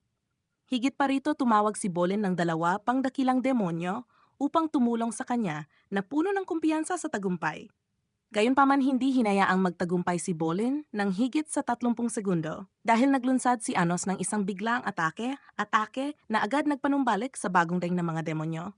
Sa sandaling iyon, lumitaw si Rai sa likuran ni Anos. Ang huling hampas ni Anos ay hindi sadya upang pumatay, kundi upang tulungan si Rai na wasakin ang kasunduan ng Demon Sword sa loob niya. Sa harap ng isang dalawang laban sa isa at alam niyang siya ay dehado, gumamit si Bolin ng ina ni Rai bilang pananggalang. Gayunpaman nakahanda na si Rai sa anumang kapalit dahil sa sakripisyo ng kanyang ina, inatake niya si Bolin at inihagis ang kanyang espada dito. Naabala si Bolin at hindi nakiwas nang sumugod si Rai sa dimensyon tanga ng kanyang ina upang iligtas ito. Ngunit pagpasok ni Rai, agad itong ikinandado ni Bolin at lumabas na ang tunay na pakain nito ay mahulog si Rai sa isa pang dimensyon, iniwan si Anos na mag-isa sa laban. Nagpasabog ng maitim na usok si Bolin patungo kay Anos, ngunit hindi ito nakalusot sa matibay na hadlang na nilikha ni Anos. Agad na tinawag ni Anos ang kanyang naputol na braso pabalik at inatake si Bolin, Subalit mabilis na umatras ito sa isa pang dimensyon na tanging siya lamang ang may daan, kaya napilitan si Anos na hingi ng tulong ni Ray. Plano ni Anos na gamitin ang kasanayan sa espada ni Ray para sa planong ito at ilipat ang lahat ng kanyang mahika sa espada ni Ray upang palakasin ang kanyang lakas laban kay Bolin. Sa kabila ng dagdag na suporta ng mahika mula kay Anos at kahanga-hangang kasanayan ni Ray sa espada, hindi pa rin nila nabasag ang hadlang ni Bolin. Nang tila wala ng pag-asa, biglang nagising ang ina ni Ray upang tulungan ang kanyang anak. Ipinagkaloob niya ang kanyang kapangyarihang espiritu at nagbagong anyo bilang isang espada na pinapanday ng puwersa ng pagmamahal ng isang ina. Pinalakas ng kanyang ina sumugod si Rai at winasak ang usok na bumabalot kay Bolin at sinamantala ang pagkakataon upang basagin ang pintuan ng dimensyon dahilan upang si Bolin ay makaramdam ng labis na takot. Pagkatapos magawa ng espadang espiritu ang kanyang tungkulin, naglaho ang ina ni Rai. Nang mapagtanto ni Bolin na ang pagpapatuloy ng laban ay hahantong lamang sa pagkatalo, sinubukan niyang tumakas sa isa pang dimensyon. Ngunit ngayon, hindi na siya hinayaan ni Anos na muling makalayo. Nang makabawi si Anos, nasa likuran na siya ni Bolin bago pa nito namalayan. Pilit na naglikha ng iba pang dimensyon si Bolin, ngunit ang gayong mga galaw ay parang laruan lamang para kay Anos. Ngayon winasak ni Anos ang mga pintuan ng dimensyon na nilikha ni Bolin at tinawag ang demonyong espada ng pagkawasak upang putulin ang mga binti ni Bolin at pigilan ang anumang pagtakas. Nang magsawa na si Anos, ayaw na niyang pahabain pa ang laban. Itinarak niya ang isang nakamamatay na saksak sa noo, matagumpay na pinatay ang pinagmulan ni Avos na itinanim kay Bolin. Naglaho ang mga alagad ni Avos na kontrolado ni Bolin. Habang nababawi ni Bolan ang kanyang ulirat, lumitaw na siya ay inatake at naimpluwensyahan ng isang estranghero upang magtanim ng matinding galit laban sa Demon King na si Anos. Kahit ang dalawang dakilang demonyo na muling binuhay ni Anos kanina ay ganap na kontrolado. Tinawag ni Anos at winasak ang mga pinagmulan na itinanim sa kanila at sa sandaling iyon ay nagpakita ang mahiwagang si Avos sa loob ng arena. Nang maayos na ang lahat, binasag ni Anos ang hadlang na nakapalibot sa arena at hinayaan ang lahat na masaksihan ang kasalukuyang estado ng labanan. Ang tanaw na tumimo sa lahat ay si Rai na nakahandusay at walang malay. Walang duda na ang kampeonato ay walang kapantay na nabibilang kay Anos. Ipinagmamalaking itinaas ni Anos ang espada ng kanyang ama at idineklara na dahil sa talim na ito siya ay nagwagi. Ipinahayag niya ang taos pusong pasasalamat sa kanyang ama na bilang isang madamdaming tao ay agad na lumuha ng tuwa at pagmamalaki para sa kanyang natatanging anak. Pagkatapos ginamit ni Anos ang kanyang mahika upang buhayin si Ray at sa tulong ng naunang paggaling na ginawa ni Milan sa ina ni Ray ay naging mas madali rin ang kanyang pagbabalik. Sa gayon muling nagsama si Ray at ang kanyang ina at niyakap niya ito sa labis na kagalakan. Kinabukasan ng klase ay may bagong guro sa homeroom.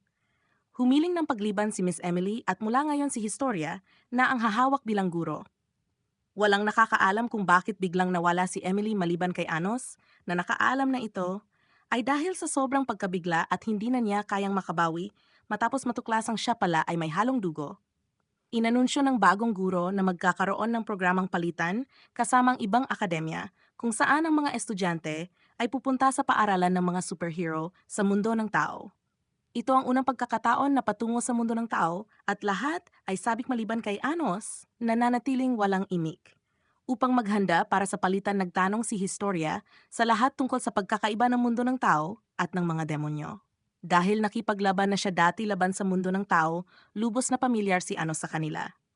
Sinimulan niyang suriin ang mga kaibahan ng dalawang mundo at binanggit na sa mundo ng tao ang isang bayani ay katumbas ng isang Demon King. Sa halip na oras ang gamit sa laban ay hukbo ang gamit ng tao, hindi tulad ng mundo ng mga demonyo na mas nakatuon sa depensa. Laging inuuna ng mga tao ang pag-atake.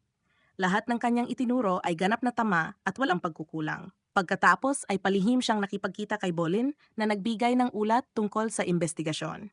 Sa kasalukuyan, mayroon pang 3 sinaunang demonyo na kontrolado ni Avos at hindi pa natatagpuan ni Bolin ang tamang panahon upang alisin ang pinagmulan ni Avos na itinanim sa mga katawan ng 3 natitirang sinaunang demonyo.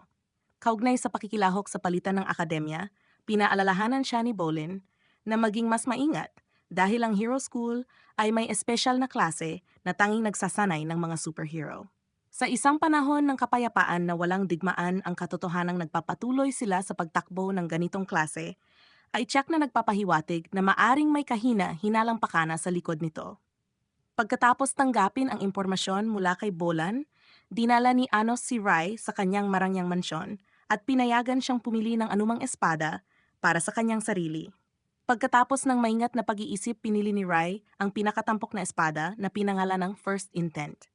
Ayon kay Anos, bawat hampas gamit ang espadang ito ay dapat sinasamahan ng taos pusong dedikasyon na may hawak, kung hindi man ito ay mananatiling isang walang silbing bakal.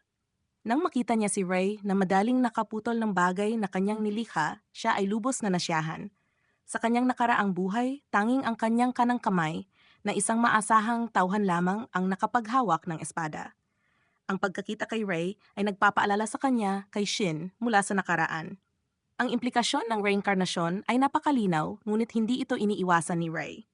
Lagi niyang nadarama na siya ay nabuhay sa ibang mundo, daan-daang taon na ang nakararaan. Gayunpaman nang tanungin ni Rai kung siya at ang naturang tauhan ay nangakong muling magkikita matapos ang reinkarnasyon, biglang naalala ni Anos ang bayani na si Kanon. Nagsimula siyang makaramdam ng pag-alinlangan, iniisip kung sino kayang muli ang isinilang na si Rai sa dalawa sa mga iniisip niya. Sa araw ng aktibidad sa pagitan ng mga paaralan, inanunsyo ng guro na lahat ay dapat maglakbay ng mag-isa patungo sa Hero Academy. Hindi mahalaga kung paano sila makarating, basta naroon sila sa loob ng 10 araw at matutugunan ang mga kinakailangan. Ang sinumang hindi makadadalo ay alam na ang kahihinatnan at mas mabuting bumamang sa mundo ng demonyo upang umiwas sa kahihiyan. Habang pinag-iisipan ni Sasha kung aling ruta ang tatahakin, dahil ito ang mas malapit, si Anos naman ay hindi mahilig sa mahabang daan. Sa isang iglap na mahika, agad niyang dinala ang grupo diretso sa mundo ng tao. Gayunpaman, ang hindi makapaglakbay gaya ng kanilang mga kamag-aral ay medyo nakapanghihinayang. Dahil nakarating sila ng 10 araw na mas maaga, nagpasya silang tuklasin muna ang mundo ng tao. Kinailangang magpadala ng mensahe ni Milan at gabayan ng mga dalaga mula sa Unification Party, kaya sumama si Misa sa kanya. Nakita ni Sasha na balak ni Anos na maglibot sa bayan, kaya agad siyang sumama. Habang naglalakad sa masiglang pamilihan, nabighani si Sasha sa katahimikan ng mundo ng tao. Habang naglalakad, binuksan ni Anos ang kanyang paraan ng pang-aakit at pinuri ang mga mata ni Sasha na mas magapa kaysa sa kanya. Kahit na siya ay namula sa sinabi niya, nagustuhan niya ito ng labis. Paglaon, dumating ang dalawa sa Superhero Academy. Sa sandaling papasok na sana mag-isa si Anos, upang tumingin-tingin tinawag siya ng isang dalaga. Ipinakilala niya ang sarili bilang si Nanka, isang ikatlong taon na estudyante sa Superhero Academy. Matapos malaman na sila ay mga bisita na nais matuto tungkol sa mga bayani, agad niyang tinanggap ito ng walang pagtutol.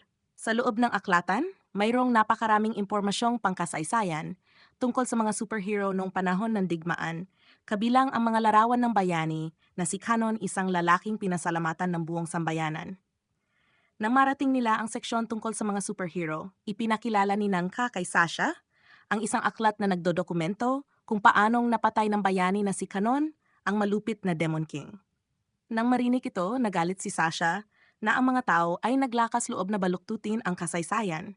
Lantaran nilang ninakaw ang mga tagumpay ng malupit na Demon King at ibinintang kay Kanon na bayani na siya raw ang pumatay sa Demon King at nagtayo ng Atna Pader upang iligtas ang mundo. Gayunpaman, habang malapit nang ipaglaban ni Sasha ang hustisya para sa Demon King, pinigilan siya ni Anos. Alam niya na kung hindi muling isinulat ng lantaran ang kasaysayan, tiyak na mga tao noon ay hindi sana nakapamuhay ng mapayapa. Tinanong niya si Nanka kung alam ba nito ang pangalan ng malupit na Demon King. Nang marinig ang sagot, bahagyang nagulat si Anos dahil ang pangalan ay binago na maging sa mundo ng tao bilang Avos. Nagpatuloy si Anos sa pagtatanong kay Nanka tungkol sa superhero class ng akademya at hayagan niyang ibinahagi ang impormasyon tungkol sa klase, gayon din ang mga natuklasan mula sa investigasyon ni Bolin. Ang klase nga ay itinatag upang palakihin ang mga superhero para sa mundo ng tao at kapansin-pansin kabilang dito ang 4 na muling isinilang na kanon. Dahil si Kanon ay may 7 pinagmulan, hanggat isa man lamang ang natira, maari siyang muling isilang. Kung mayroong 4 na kanon, ibig sabihin ang mga bahagi ng kanyang pinagmulan ay nahati at pumasok sa 4 na magkaibang katawan. Gayunman, nag-alinlangan si Anos.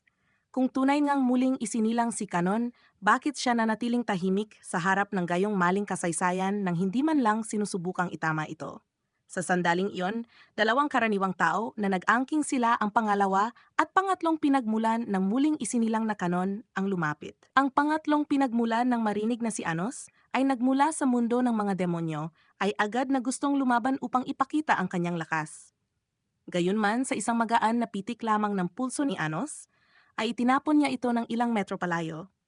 Lubos na nadismaya si Anos sa sinasabing pinagmulan ni Kanon na lumabas na napakahina. Ang pangalawang pinagmulan na si Bali ay hindi kontento, ngunit yumuko pa rin at humingi ng paumanhin sa kanyang kabastusan at nagtanong ng marangal na pangalan ni Anos. Walang alinlangan na ibinunyag ni Anos ang kanyang pangalan na hindi nakatala sa alinmang aklat ng kasaysayan. Nanatiling bigo si Anos kung tunay ngang ang mga taong ito ay muling isinilang na si Kanon. Sa sandaling iyon, pinayuhan siya ni Nanka na huwag asahan na ang muling isinilang na Kanon ay magiging kapareho ng dati dahil siya ay pinatay mismo ng mga tao. Pagkatapos ng 10 magkakasunod na araw, dumating na ang mga huling estudyante ng Demon King Academy. Sa panahon ng palitang mahika ng dalawang akademya, ipinadala ng Hero Academy ang pangatlong pinagmulan ni Kanon na si Livy. Ang Demon King Academy naman ay kinatawan ng isang purong dugong, pangatlong taon na class president na tumanggap ng hamon. Pagkatapos ng pagtatanghal ni Livy, sinubukan ni Annie na gumamit ng mahika upang gawing halimaw ang isang daga, ngunit gaano man siya bumigkas ng orasyon ng daga ay nanatiling hindi nagbago. Dahil dito kinutya ni Livy at ng kanyang guro ang kakayahan ng Demon King Academy. Sa ganitong critical na sandali, mahalaga ang presensya ni Anos. Tunay nga na, ang mga mumunting patibong ng mga bayani ay wala nang bago para sa kanya. Tinapos niya ang kanyang pananahimik at binasag ang di nakikitang hadlang na nakapalibot sa kulungan at agad na nagbagong anyo ang maliit na daga sa isang mabagsik na halimaw. Upang gawing mas kawili-wili ang pagpapakita, lumikha siya ng isang peking banal na espada na kapareho ng sa mga tao na nagdulot ng paghanga mula sa mga manood. Sa kabila ng diskriminasyon sa pagitan ng purong dugo at may halong dugo sa mundo ng mga demonyo, hayagang idineklara ng guro na siya nga ang malupit na Demon King sa harap ng mga purong dugo. Gaya ng inaasahan, tumanggi ang mga purong dugo na kilalanin ito na nag-udyok kay Anos na tumindig at masigasig na makipagtalo na nagdulot ng isang maingay na pagtatalo. Nang gabing iyon, dumating si Evic upang iulat ang mga bagong impormasyong kanyang natipon. Ang balita tungkol sa pagkamatay ni Kanon sa kamay ng mga tao ay hindi malawakan ang pagkakalam. Ngunit ang posibilidad ng muling pagsilang ni Anos ay malawak na kumalat sa mga tao. Mahalaga na natuklasan ni Evic na may patuloy na intensyon na patayin siyang muli. Pagkatapos makipag-usap kay Evic, inimbitahan si Anos ng dalawang magkapatid upang lumabas at magdiwang sa pista dahil ito ang kaarawan ng bayani na si Rengar na kilala ni Anos dahil si Rengar ang naging guro ni Kanon sa nakaraang buhay. Sa pagkakataon nakita nila si Rai at Milan na palihim ding lumalabas na magkasama. Balak sanang lapitan ni Anos ngunit hindi pumayag si Sasha at tinanong kung bakit siya makikialam kung malinaw namang ang dalawa ay nasa isang pagpupulong. Kaya tahimik silang sumunod at nakita nilang ibinigay ni Rai kay Milan ang isang kwintas na hinating kabibe na ayon sa alamat ay katumbas ng isang alok ng kasal. Malinaw na ang dalawa ay may damdamin para sa isa't isa. Kinaumagahan, nagkaroon ng paligsahan sa pagitan ng mga akademya kung saan parehong paaralan ay nakibaka gamit ang kanilang mahikang pangmilitar. Plano ng Hero Academy na gumamit ng light formation habang ang Demon King Academy ay tanging umasa kay Anos. Balak sanang pamunuan ng grupo si Anos, ngunit iginiit ni Annie na ang mga purong dugo ay hindi nangangailangan na may halong dugo upang magsalita. Kaya umatras si Anos at hinayaang pamunuan ni Annie ang grupo sa labanan.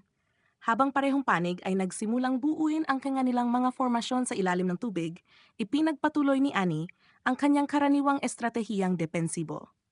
Gayunman agad na naging malinaw na ang mahika ng Demon King Academy ay humihina habang ang mahika ng Hero Academy ay lalo pang lumalakas. Sa pamamagitan ng kanyang demonic eye, nakita ni Anos na ibinuhos ang banal na tubig sa ilalim ng lawa na nagpapalakas sa mahika ng tao at pumipigil sa mahika ng mga demonyo. Tunay nga sa kabila ng kanilang pagsisikap, hindi kinaya ng grupo ni Annie ang mga bayani. Sa huling dagok, isang tatsulok na formasyon na nilikha ng mga bayani ang sumipsip sa mahika ng kastilyo ng demonyo na naging dahilan upang ito ay tuluyang bumagsak. Sa tulong ng demonic island ni Anos, napagtanto ni Historia na matagal nang may pakana upang pabagsakin ang Demon King Academy. Nang makita ang kanyang mga estudyanteng natalo, nais na niyang sumisid upang iligtas sila, ngunit pinigilan siya ni Anos at bumigkas ng orasyon na ligtas na nag-angat sa lahat patungo sa pampang. Sinimulan ni Anos ang paggamot sa mga sugatan dahil sila ay nagtamo ng matitinding pinsala. Bagamat hindi gusto ni Annie, si Anos alam niya na tanging siya lamang ang makapagbabalik ng dangal ng akademya. Batid na tanging si Anos lamang ang makapagre-reforma ng karangalan ng Demon King Academy. Naghanda siyang lumikha ng isang higanteng bolang apoy at inihagis ito sa lawa na naglalaman ng banal na tubig. Unti-unting sinipsip ng bolang apoy ang lahat ng tubig sa malalim na lawa na nagbigay ng pantay na laban na parang nasa tuyong lupa na lamang sila. Agad na bumuo ng isang hadlang ang mga bayani upang kontrahin ang bolang apoy ni Anos. Biglang lumitaw ang isang dalaga sa napakabilis na galaw at winasak ang bolang apoy ni Anos sa maraming piraso. Biglang naintriga si Anos dahil sa wakas ay nakatagpo siya ng isang karapat dapat na kalaban upang labanan. Upang makapagtayo ng isang kuta para sa pag-atake sa loob ng kanilang hadlang, kailangan ni Misa ng hindi bababa sa 3 minuto. Sa panahong iyon, determinado si Anos na lubos siyang protektahan. At nang matapos na ang kuta ang iba ay susunod, gamit ang teleportation magic. Pareho silang agad na napunta sa loob ng hadlang ng kanilang mga kaaway. Ang dalagang lumitaw kanina ay sumali rin sa pagtitipon ng mga bayani. At dahil hindi siya makapagsalita, ipinakilala siya ni Luis bilang ika-4 na pinagmula ni Kanon na kilala bilang si Jessica, na may hawak din ng titulong pinakamataas na ranggo sa akademya. Ngunit sapat na ang pagpapakilalang iyon at panahon na upang bumalik sa labanan. Nang makita ni Misa, na sinimulan niyang buuin ang kuta, mabilis na umatake ang kanilang mga kalaban sa kanya. Gayunman, hindi hinayaan ni Anos na magtagumpay sila. Hindi lamang niya tinanggap ang lahat ng kanilang mga atake, ngunit binaligtad din niya ang sitwasyon at itinapampalikang group o kasabayang pagtatapos ni Misa sa pagtatayong kuta. Dumating na rin ang lahat mula sa labas. Sa unang laban sinalo ni Sasha ang isang pag-atake mula sa mabagsik na kalaban sa gilid ng ilog at nang mapansin niyang na-distract ang kalaban, kinuha niya ang magic seal button nitong gunita din itong nabawing kalabalaban at ikinulong si Sasha sa isang mahiwagang formasyon. Kanyang nilikha kaya hindi siya makakakilos, sinisip kalaban na tiyak na katapusan na ni Sasha, ngunit bigla ang dumurang dugo. Nawala ang lahat kanyang lakas at bumagsak. Lumabas na sinadya palang lasunin ni Sasha. Batan na kinuha niya at ngayong umepekto na oras na para siya ang umatake, agad ni namitang kanyang destructive magic eye pangbasagin ang formasyong nilikha ni Leo at wala nang nagawa pa ang kalabang kundi humiga na lamang at tanggapin ang kanyang pagkalosa-kalosamay ni Sasha. Samantala, si Ray nakaharap sa isang batang puting buhok matapos marinig ang kayabangan at tambog na salita nito na si Ray na putulin ng isa nitong braso at agad kinuha ang banal na espada. Ay pinagmamalaking batang ito na ang kanyang espada ay nagiiwan. Banal na marka na hindi kayang pagalingin kahit anong mahika, kaya hindi nagdalawang isip si subukan ito mismo sa kanya. Nang maramdaman bata ang panganib, nagsimula itong magmagmakaawang, ngunit tuluyan siyang tinapos ni Ray gamitang banal na espadang may marka bilang regalo sa kanilang naga. Samantala lumapit si Anos upang gisingin si Levi na nagkukunwaring patayat ng mabunyag na ang kanyang panlilinlanga. Ditong tumayo at iginiit na makipaglaban siya kay Anos sa patas na labang, ngunit nasira ang patas na laban. Nang sumugod din si Jessica upang sumali para kay Anos, hindi siya kailanman natakot kanino man ka, hitsabay pa silang matake, hindi pa rin sila naging hamon sa kanya ba. Bagkus nagawa pa niyang bumawi at saksi lang dalawa sa batong malapit nang makita nilang hindi madaling kalaban si Anos. Sinactivate ni Levi ang gisang battle formation na nagbigay sa kanilang madaling access sa mahika na ibinabahaging Emgadios at mamamayan. Mundong taulubos nitong pinataas ang kanilang kapangyarihan, kaya lalo silang naging kampante agad na umataksi. Jessica at Win asakang hadlang ni Anos, si pinakita ang lakas ng mahigit 10 milyong mamamayan ng mundong tao mukhang malalagay sa panganib si Anos, ngunit hindi pangkaraniwan si Anos kung ang dalawa ay nangangailangang lakas ng 10 milyon. Sapat na sa kanya ang 8, kaya nagpadala siyang mensahe sa galagang Unification Party up. Ang gumawit ng isang taos-pusong awit para sa koponan ng may dala sa kanya ang kanilang lakas. Biglang tumaas ang kapangyarihan ni Anos at ngayon ang nang-aataking dalawa ay parang kendinalang liniyang basagin. Biglang nagiba ang ugali ni Levi at buwang sigaw na nagpasyang patay insi. Anos, hindi lang siya kundi pati dalagang Unification Party nagsimulang magpakita ang kakaibang tandang kagustuhang umatake sa kanya. Sa puntong gitutuloy-tuloy na sumugad sa Jessica kay anos kahit hindi siya nasasaktan patuloy pa rin siya sa walang tigil na pag-atake biglang narinig ang tinig ni nang kanananawagan kay anos na pumunta sa damba na dahil siya lamang ang makakapagturo kung paano tigil si Jessica ngunit patuloy pa rin ng walang habas na pag-atake ni Jessica na kinailangan ni anos na manatili kaya wala siyang ibang pagpipilian kundi ipadala si Misa upang mag-imbestiga ng makarating si Misa wala siyang nakitang bakas ni nang kasahali pang guro ang naghihintay doon atad na. Ipinakita ang matinding galit niya sa mga demonyo agad niyang binuksan ang isang pintuan sa likod ni. Misa na naglalabas ang banal na liwanag na malubhang nakasakit sa kanya, hindi pa siya tumigil at sinaksaksi. Misa ang espada paulit-ulit na walang habas sa sobrang kalutan at tangnang handa na siyang ibigay ang huling dago kung pantayin si Misa dumating sa orasi ano sa titinapon siya palayo lumikhasi. Anos hadlang upang protektahan si Misa at siya na mismo ang humarap sa taksilupang parusahan siya ginawang halimaw ni ano sangguroy sang kapalaran na mas malup. Dahil ginawang mismong demonyo ang klabis na namumuhisakan ila. Si Diego na ngayon ay bali-baliwat walang rason ay nagnais gamitin ang demonyo pang sirain si. Ano sat nagpadalang mga sikreto at mensahe palabas upang manipulahin ang estudyanteng Hero Academy. Nais niyang ipaglaban nila na parang baliw tulad niya para lipulin ang lahat nasa Demon King Academy upang pigilan ang lumalalang sitwasyon bago pa ito magsimula naglagay ng orasyon si ano upang patigilin ang oras kaya kahit ano pa ang pagsisikap ni Diego. Upang magpadalang mensahe, wala na itong maririnig gunit hindi doon tumigil si Anos kinuha niya.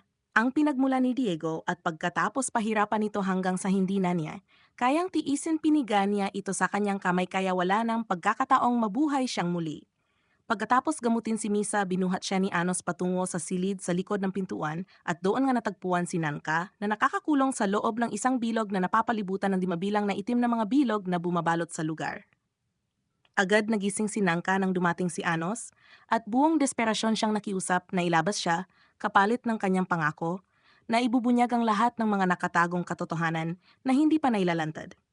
Nang siya ay mapalaya isiniwalat ni Nanka na 2,000 taon na ang nakalilipas si General Rengar ay nagkimkim ng malalim na puot laban sa mga demonyo kahit pagkatapos isinakripisyo ng Demon King ang kanyang sarili upang protektahan ang mundo na natiling matatag si Rengar sa kanyang galit upang masiguro na ang mga susunod na henerasyon ay hindi makakalimot sa pagkamuhi sa mga demonyo.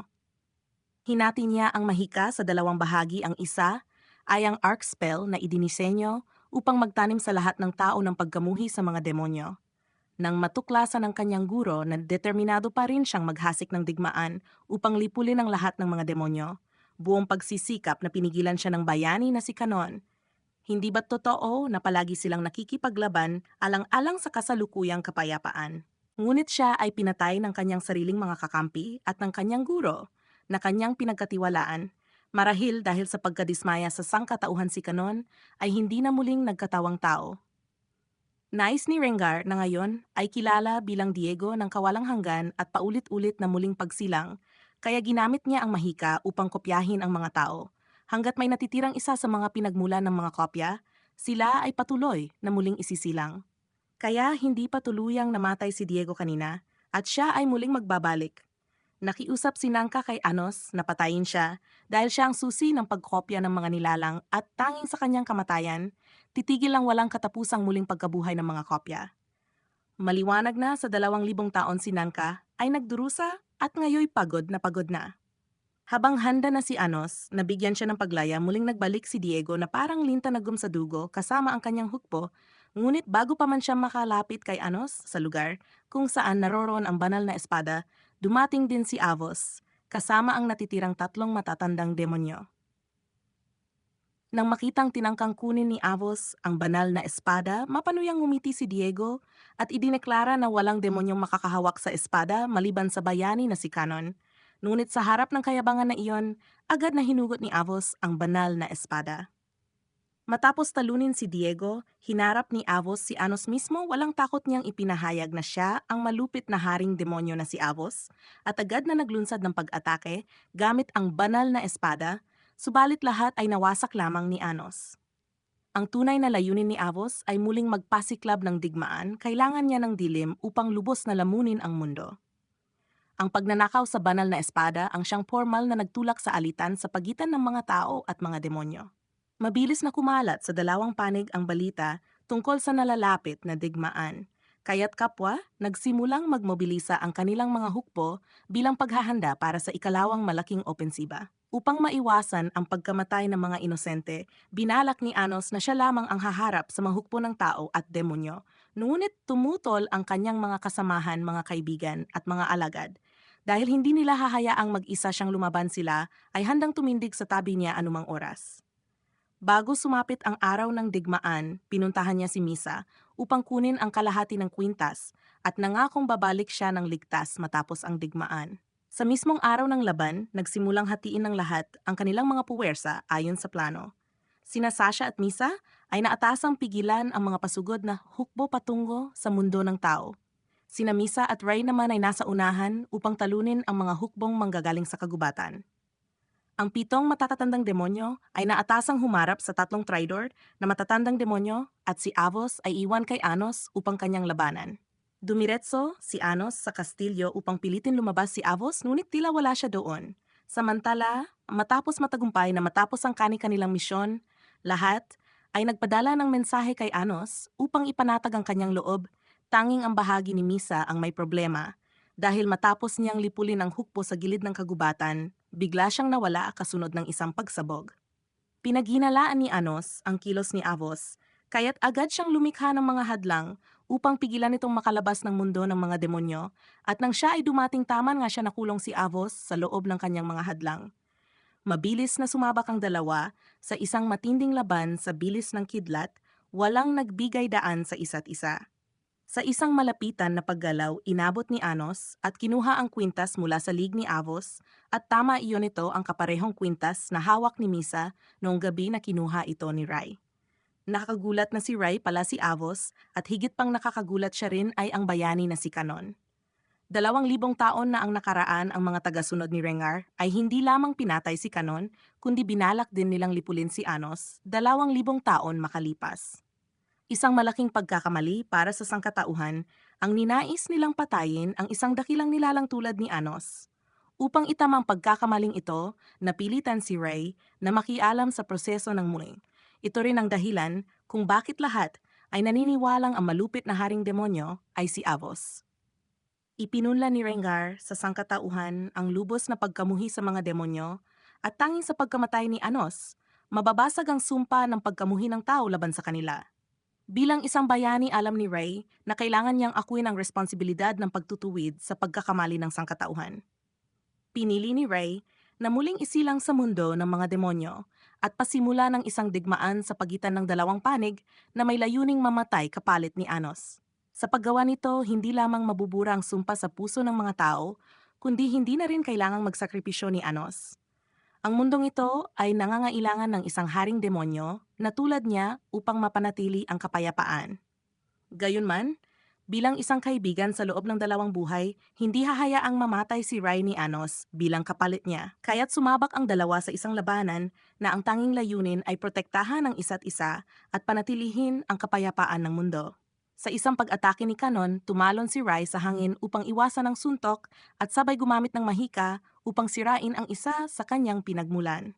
Sa sunod-sunod na mas malalakas na pag-atake, kasunod na pinuksan ni Anos ang 5 pang pinagmulan ni Rai. Nang isa na lang ang natitira, bumagsak si Rai mula sa langit patungo sa lupa sa sobrang pagod. Ngunit ayaw niyang magpatalo, alam niyang maaari siyang matalo ng ilang ulit, ngunit sa pagkakataong ito, kailangan niyang manalo. Kailangan niyang iligtas ang mundo sapagkat kung palalampasin niya ang pagkakataong ito, wala nang iba pang pagkakataon. Sa isang malakas na sigaw, muling tumawag si Rai ng isa pang banal na espada. Umabot na sa sukdulan ang kanyang determinasyon at sa bilis ng liwanag. Sinira niya ang mga teknik ni Anos.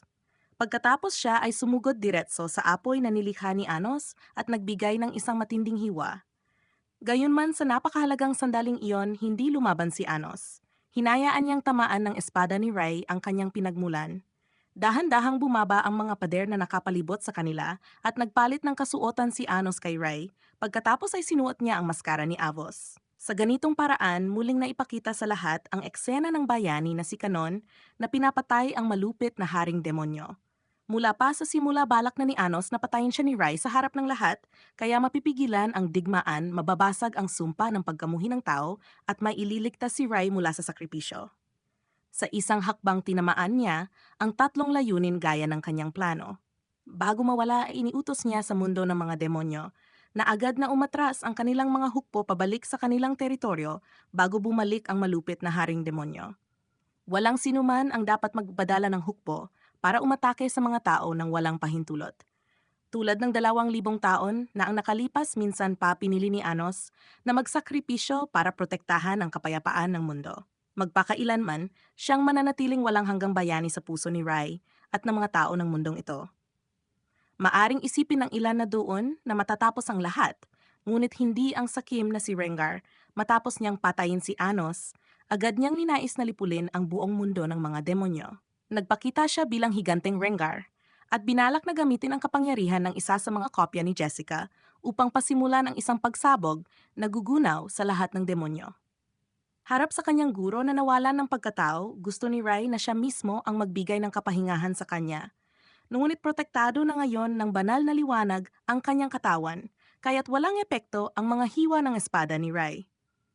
Sa sitwasyong ito, ginamit ni Evik ang mahika upang mabilis na pag-isahin sina Misa at Sasha sa isang makapangyarihang nilalang na demonyo upang kontrahin si Rengar. Gayunman kahit nabuhay siya ng libu-libong taon, hindi basta-basta matatalo si Rengar. Malakas niyang nakokontra ang mga tanikala ng dalawang magkapatid. Sa ibaba, sina Raymilan at Nangka ay nagsisikap na alisin ang mga kopya ni Jessica. Ngunit dahil sa kapangyarihan ni Rengar, lubos niyang nakokontrol ang mga Jessica at naghahanda ng isang mapaminsalang pagsabog. Nagisa ang mga Jessica kay Rengar at mahigit 1,000 ang bilang nito, kaya hindi na kayang pigilan ng magkapatid ang kanyang kapangyarihan. Sa huli sa kababayang pagsisikap ng lahat na isagawa ang pagsabog at isang nakakatakot na enerhiya ang nagsimulang bumalot sa buong espasyo. Gayunman sa oras na akala ng lahat ay katapusan na at wala ng pag-asa, hindi nangyari ang inaasahang pagsabog. Sa halip bumalik si Anos mas makapangyarihan kaysa dati.